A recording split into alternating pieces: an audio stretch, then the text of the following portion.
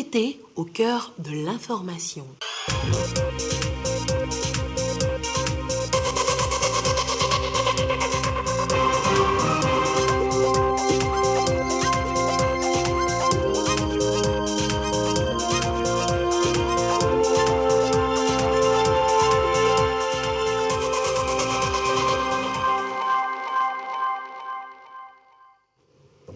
Bonsoir, tout le plaisir est pour nous de vous retrouver et faire le tour d'horizon de l'actualité d'ici et d'ailleurs. Au sommaire de cette édition, de nouveaux ambassadeurs posent leur valise diplomatique au Togo. Nous avons l'un du Nigeria, Dessina Julius, et l'autre de l'Inde, Sanjeev Tandon. Les deux diplomates ont présenté les lettres de créance au chef de l'État fort Isozimna Gnassingbé. Le déroulé complet de la cérémonie en début de cette édition. Enfin, un mot sur l'ouverture des Jeux olympiques de Tokyo en pleine crise sanitaire avec la participation de plus de 206 délégations dans le Togo. Le surf, cette nouvelle discipline au JO, nous intéresse plus dans ce journal. Voilà pour le sommaire. Mesdames, Messieurs, bienvenue aux 20h. La République fédérale du Nigeria renouvelle sa représentation nationale au Togo. Le nouvel ambassadeur, avant sa prise de fonction, a présenté ce jour ses lettres de créance au chef de l'État fort Isozimna Gnassingbé. Le film de la cérémonie au palais de la présidence avec Ramdan Bassina. Adesina Julius Adebowale, nouvel ambassadeur extraordinaire et plénipotentiaire de la République fédérale du Nigeria près le Togo.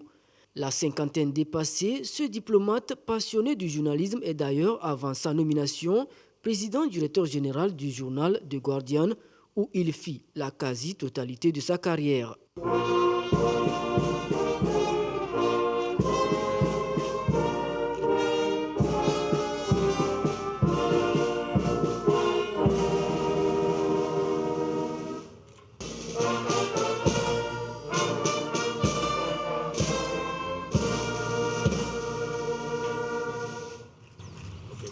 Adesina Julius Adebowale est titulaire d'un certificat en leadership mondial et en politique publique pour le XXIe siècle obtenu à l'université de Harvard. Il compte poursuivre cet élan de coopération dynamique entre son pays et le Togo, avec pour priorité la femme au cœur des actions de développement. And I've just had the honor and privilege of meeting with the president to submit my letter of credence. I look forward to being a Togolese before now. C'est un honneur et un privilège pour moi d'être reçu par le chef de l'État en vue de lui remettre mes lettres de créance. J'ai eu l'occasion d'assister à des forats organisés par le Togo et je suis conscient du travail merveilleux que le président togolais fait en matière de l'exécution du plan national de développement et de la promotion des femmes, car l'avenir de l'Afrique appartient aux femmes. Il a pris des décisions louables que le reste de l'Afrique doit imiter. Une fois encore, je suis ravi d'être au Togo. So it's been a wonderful thing. The president is doing a very, very good job. Lomé et Lagos entendent intensifier leur campagne de sensibilisation en direction des investisseurs de la diaspora pour une croissance économique au bénéfice des deux nations. Et nous restons toujours au palais de la présidence pour vivre à présent le même cérémonial avec l'ambassadeur de l'Inde accrédité au Togo. Sanjeev Tandon a promis au président de la République de travailler au renforcement des liens d'amitié et de coopération entre New Delhi et Lomé au profit des populations des deux pays frères. Le point avec Ramdan Bassina.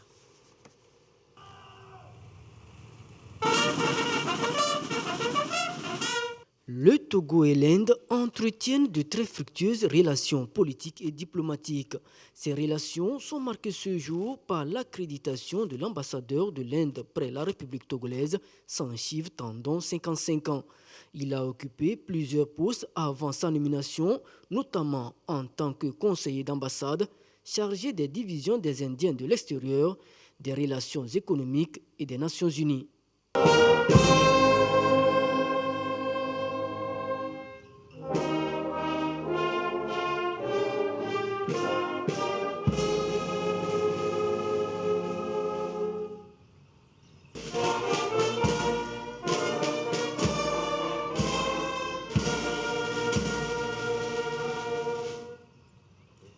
Les liens de coopération entre New Delhi et Lomé sont marqués par des formations annuelles de fonctionnaires togolais dans plusieurs domaines. Et sans chiffre tendant, le nouvel ambassadeur ne compte pas s'arrêter en si bon chemin. I am happy to be in this beautiful country. I thanked His Excellency. Je suis content d'être dans ce beau pays et je tiens à remercier le président de la République togolaise pour l'accueil chaleureux qu'il a réservé à moi et à ma famille. L'Inde et le Togo entretiennent déjà de bonnes relations bilatérales et c'est une joie pour moi d'être nommé premier ambassadeur résident au Togo. Ma nomination à ce poste coïncide avec les préparatifs pour la célébration du 75e anniversaire de l'indépendance de l'Inde. Mon pays collabore dans plusieurs domaines avec le Togo pour sa croissance socio-économique. L'appui du projet Inde-Afrique prend déjà en compte 350 villages du Togo en matière d'éclairage public. Il y a aussi des formations de mise à niveau organisées par le gouvernement indien au profit des professionnels togolais. Ma présence ici est de renforcer cette relation qui existe entre le Togo et l'Inde. Avec l'arrivée du nouvel ambassadeur, c'est aussi le brassage culturel qui se renforce et les deux pays continueront à travers les différents accords de partenariat existants consolider l'excellence de leurs relations. La suite de votre édition à Palimé, la Commission nationale des droits de l'homme a poursuivi les réflexions sur la prévention de la torture au Togo. La rencontre était nécessaire pour l'institution et les acteurs engagés dans la lutte contre toute forme de torture au Togo d'identifier les formes d'action à mener dans ce combat. Compte rendu de la rencontre avec Sylvain Abdou. En 2019, le Togo est passé devant le comité contre la torture au titre du 3e rapport périodique. À travers ce passage, des recommandations ont été formulées à l'endroit du Togo pour leur mise en œuvre en vue d'une meilleure prévention de la torture dans le pays. Ce passage devant le comité se fait chaque 4 ans pour suivre au mieux l'évolution de la situation de la torture dans chaque pays membre. Le prochain aura lieu en 2023 et la CNDH, Commission nationale des droits de l'homme, se prépare déjà. Et c'est à travers ces séries de rencontres, d'échanges pour faire l'état des lieux de la mise en œuvre de ces recommandations. Le prochain passage, c'est en 2023. Donc, comme j'ai dit, tous les 4 ans. Alors, à la CNDH, nous nous sommes dit qu'il ne serait pas bon d'attendre la dernière minute pour commencer par courir et avoir des surprises. Il faut se lever très tôt et commencer par examiner la situation. Nous sommes pratiquement à mi-parcours. On vient de faire 2 ans sur la période des 4. Donc, nous nous sommes dit qu'il serait bien de nous arrêter ensemble avec les autres acteurs de la promotion et de la protection des droits de l'homme pour voir ce qui a été fait. La rencontre concerne ici à Palimé les ministères impliqués dans la promotion des droits de l'homme pour évaluer ce qui est fait à chaque niveau, ce qui reste à faire et définir des stratégies visant à engager des actions pour améliorer. Comme c'est l'État qui est en charge de faire la mise en œuvre, nous voulons voir avec les différents départements ministériels, 2 ans après, qu'est-ce qui a été fait concrètement et quelles sont les difficultés que rencontrent ces départements-là. Sur la base de ça, nous allons ensemble réfléchir pour voir quelles sont les stratégies à mener maintenant pour que sur la période des 2 ans qui restent là, qu'il y ait d'énormes progrès pour qu'au finish, lorsque le Togo passera dans 2 ans, sa note soit excellente. Une première rencontre a déjà eu lieu à Lomé avec les organisations de défense des droits de l'homme qui ont apporté elles aussi leur contribution sur la mise en œuvre de ces recommandations destinées à intervenir au mieux dans la prévention de la torture au Togo. De la torture qui est combattue par les défenseurs des droits de l'homme. Parlons maintenant de l'incivisme, un fait de société qui découle aussi du non-respect des droits et devoirs du citoyen. L'exécutif togolais, pour rectifier le tir, veut mettre à disposition un manuel simplifié des droits et devoirs du citoyen contenu dans la Constitution. Le point des travaux avec Elom Tofa Issa Karouna. Commentaire, Sandra Ziagbe. La montée de l'incivisme est un véritable problème de société. Pour faire face au phénomène, le ministère en charge de la formation à la citoyenneté promeut un outil pédagogique. Avant sa mise à la disposition du public, le manuel est ici soumis à l'appréciation des cadres et experts en formation civique. Et nous avons reçu l'appui du PNUD pour élaborer donc un manuel qui permettra de recueillir ces droits et devoirs du citoyen contenus dans la Constitution togolaise et de les expliquer en français facile, accessible à tous les citoyens. Donc l'atelier de ce jour-là est une consolidation du draft qui a été proposé par des experts venus de l'Université de Lomé, du Centre de droit public, et des cadres de la formation civique. Ils ont travaillé ensemble pour produire ce draft. Et ça permettra de toucher plus tard beaucoup d'acteurs de la société civile qui sont des relais de nos actions en ce qui concerne la promotion des droits et devoirs des citoyens. Nous aurons la vulgarisation de ce manuel-là à travers les régions, toutes les régions du Togo, à travers les médias aussi. Et il y aura aussi des jeux et concours qui seront programmés sur les réseaux sociaux pour permettre à nos citoyens de participer et s'approprier effectivement ces valeurs-là. C'est un document bien illustré à partir des vécus quotidiens pour un meilleur vivre ensemble. Il permet à chaque citoyen d'apporter sa contribution à la construction de la nation togolaise. Dans le reste de l'actualité, au ministère en charge de l'environnement, l'on s'active aussi pour mettre en place un guide d'orientation qui prend en compte le genre dans la conservation de la biodiversité. Le document est en étude depuis ce matin. Quels sont alors les grands axes à développer? Les détails dans ce compte-rendu de Tissou Aïssim Solange Armand, des commentaires Clarisse Atikle. Lorsque la terre se dégrade, il se pose un sérieux problème de la conservation de la biodiversité.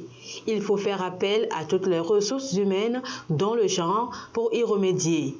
Pour trouver des solutions dans l'élaboration des politiques, des programmes et des projets de développement des sociétés, l'expertise de la femme est très attendue. Pour la protection de la biodiversité, la femme est très impliquée. Oui, c'est la femme qui va chercher le bois, c'est la femme qui cherche les condiments pour la nourriture, c'est la femme qui sait ce qu'il faut à la maison. Et donc, pour conserver aussi, si on n'implique pas la femme, c'est un problème. Donc, la femme est vraiment très impliquée dans cette conservation. Et je trouve que c'est un très bon projet, un très bon guide pour l'implication qui contribue à intégrer la femme pour la protection de la biodiversité. Les hommes et les femmes ne disposent pas d'un accès équitable aux droits, aux opportunités, au pouvoir, aux ressources et aux prises de décisions environnementales. La direction des ressources forestières échange ici avec les différents acteurs pour l'élaboration d'un guide d'orientation. Le but, faciliter la prise en compte du genre dans les prises de décision. La plupart des projets et programmes ont connu des échecs lamentables parce qu'on n'a pas impliqué suffisamment les femmes. Et aujourd'hui, la communauté internationale s'est dit, si on veut avoir un développement durable, il faut que la femme soit au centre de toute action de développement. Si on veut réduire le rythme de dégradation de nos ressources forestières ou de nos ressources biologiques, il faudrait que la femme soit un moteur à la prise de décision. Après la validation de ce guide, nous allons faire une retraite pour pouvoir utiliser ce guide dans la révision du code.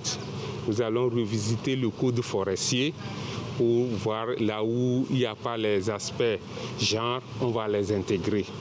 C'est depuis 2015 que le programme des Nations Unies pour l'environnement soutient le Bénin, le Burkina Faso, l'Éthiopie, le Maroc, le Niger et le Togo à travers le projet de la conservation de la biodiversité.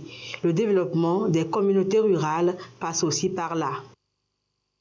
À chaque vaccination, c'est la vie qui reprend, on ne le dira jamais assez. Alors faites-vous vacciner comme ces candidats au Pfizer que nous avons vus ce matin dans certains centres de vaccination dans le Grand Lomé. Un engagement qui entre dans la dynamique gouvernementale. Compte rendu de la séance de vaccination du jour avec Carmen Madjiakapo.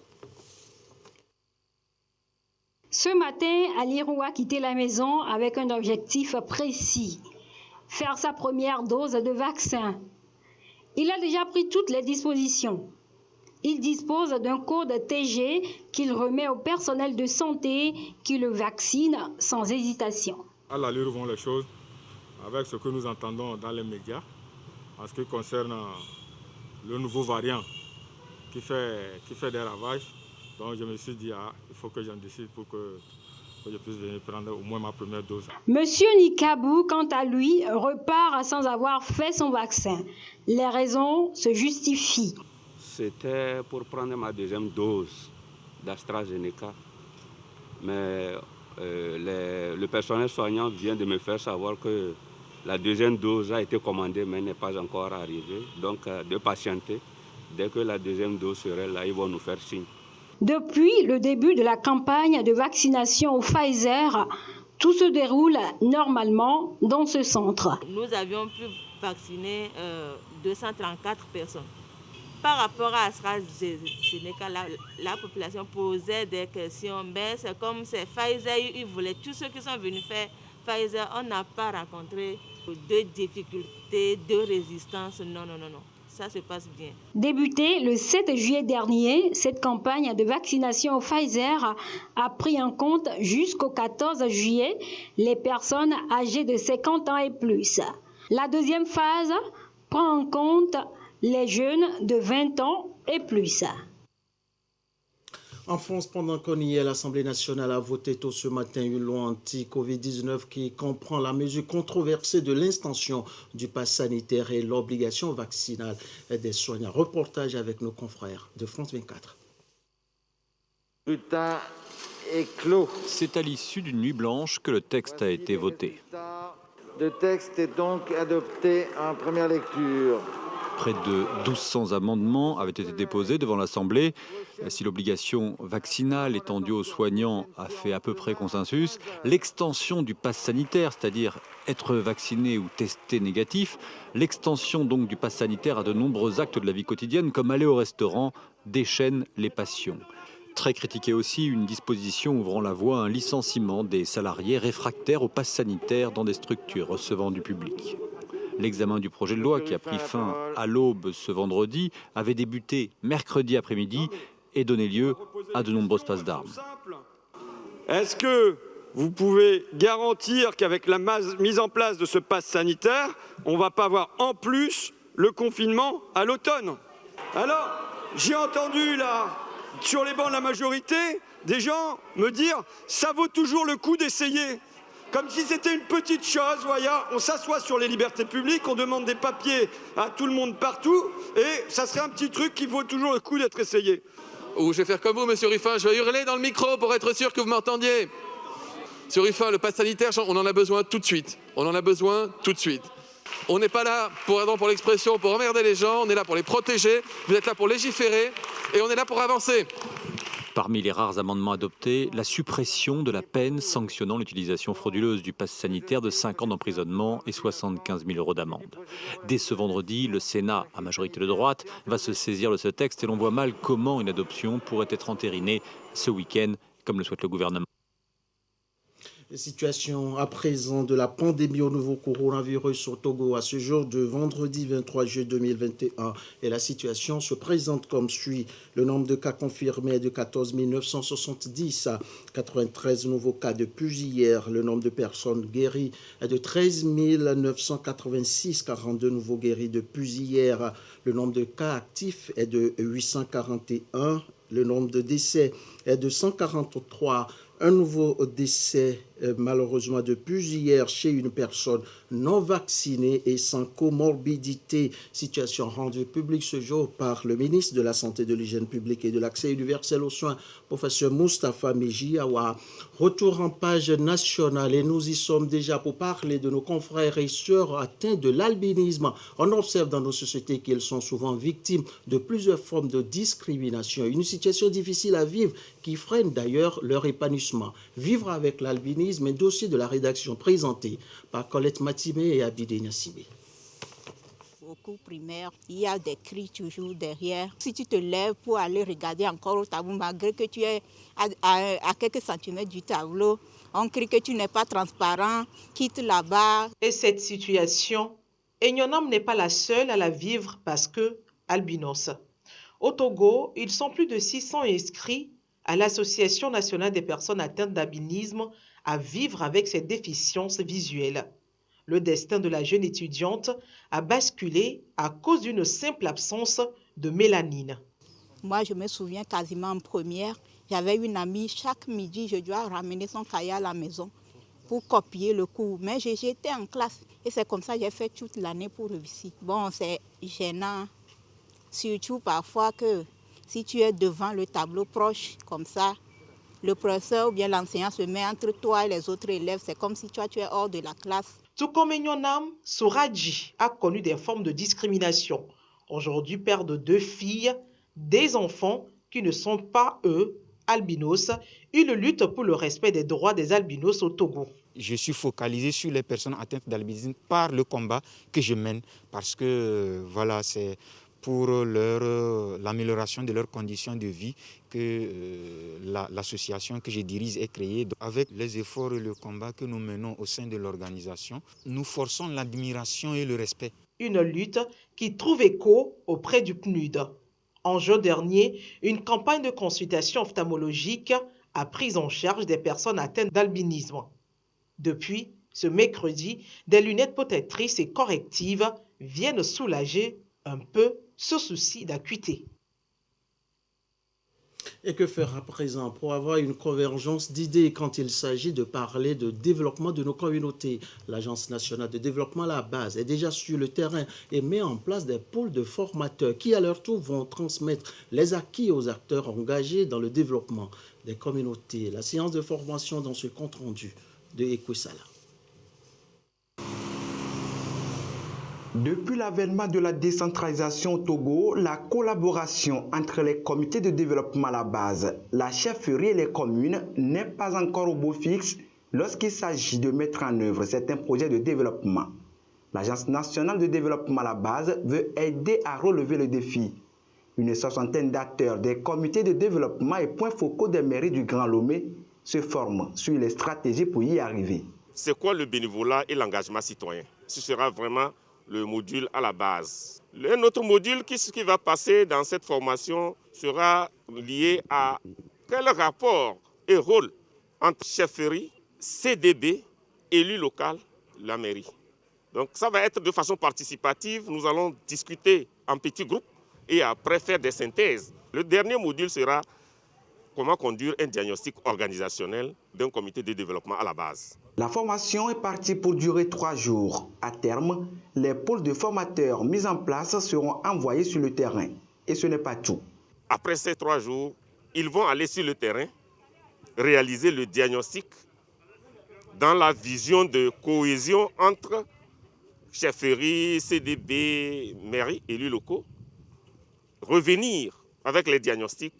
On va faire des plans de redressement qui seront des plans de renforcement des capacités et de restructuration des organisations de développement à la base, ensemble avec les mairies, avant d'organiser une 3e session qui va nous permettre d'aller pour établir les priorités en lien avec les canevas que nous connaissons aujourd'hui pour le plan de développement des communes. C'est dire que l'ANADEB sera aux côtés des communes durant tout le processus. L'idée, c'est de faire en sorte que les interventions de la structure soient en cohérence avec la vision des communes et le développement des territoires. Et ce communiqué à présent avant de poursuivre cette édition. Compte tenu du contexte pandémique actuel, la rentrée au Centre national d'instruction des forces armées togolaises des candidats retenus lors du dernier recrutement militaire se fera par vague. À cet effet, la première vague des candidats retenus est convoquée au Centre national d'instruction des forces armées togolaises à Kara le 16 août 2021 à partir de 6 heures pour le début de la formation militaire. Les candidats de cette vague sont priés de se faire vacciner contre la Covid-19 avant leur entrée au Centre national d'instruction des forces armées togolaises. Ils se présenteront au Centre national d'instruction des forces armées togolaises en tenue de sport munis de leur carte d'identité en cours de validité et de la carte de vaccination contre la Covid-19. La liste de ces candidats sera publiée dans le quotidien Togo Presse sur le site du ministère des Armées www.defense.gouv.tg et affichée dans les brigades de gendarmerie des préfectures. Tout candidat qui ne se présentera pas dans les délais prescrits sera considéré comme démissionnaire. Les candidats retenus des autres vagues seront convoqués ultérieurement. Pour toute information complémentaire, veuillez consulter le site web du ministère des Armées www.defense.gouv.tg, communiqué signé par le ministre des Armées et Sozimna Marguerite Nyakade. La zone de libre-échange continentale africaine, la ZLECAf, le Togo outille tous les acteurs concernés pour avoir le même niveau de compréhension et des acquis sur le projet. Ici à Niamey, ce sont les femmes qui sont consultées. Reportage Eliagba Nyandao. Elle joue un rôle très capital dans l'économie togolaise. Ces femmes d'affaires et entrepreneurs du Togo sont ici impliquées dans le commerce de la zone de libre-échange continentale africaine, ZLECAf. Il s'agit pour le PNUD et l'ONU Femmes, en collaboration avec le secrétariat de la ZLECAf, de créer une plateforme des femmes productrices, transformatrices et commerçantes togolaises pour leur permettre d'échanger sur leurs besoins et leurs intérêts en matière de commerce dans le contexte du marché unique. Tous les acteurs qui sont concernés par ce commerce transfrontalier ou le commerce informel des femmes seront donc au rendez-vous. Et nous allons tous les interroger pour voir comment ça se passe concrètement. Quelles sont les lois, les textes qui existent? Est-ce que tout cela favorise le démarrage effectif de la ZLECAf au niveau du pays? Ça va être compliqué pour les femmes qui sont dans les très petites entreprises d'aller vers l'exportation. Mais il y a d'autres moyens. Et c'est cette piste de solution que nous allons essayer donc de trouver après les consultations, après analyse. Il faudrait qu'on pense quand même à les regrouper en réseau. Donc il va falloir aller vers des achats groupés ou alors des exportations groupées ou alors même mettre en place des mécanismes pour que les grandes entreprises puissent porter les petites entreprises.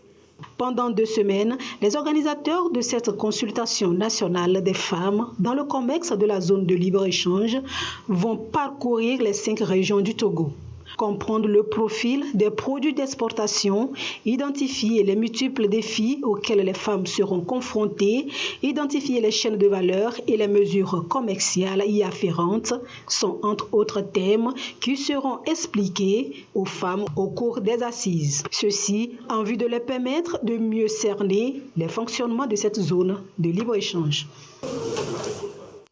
La structure Wafi Capital ouvre ses portes au Togo. L'institution financière veut, à travers ses offres et produits, participer au développement économique du continent africain. Reportage Aimé Dravi, Gisèle Kozona, commentaire Eliad Banyandao.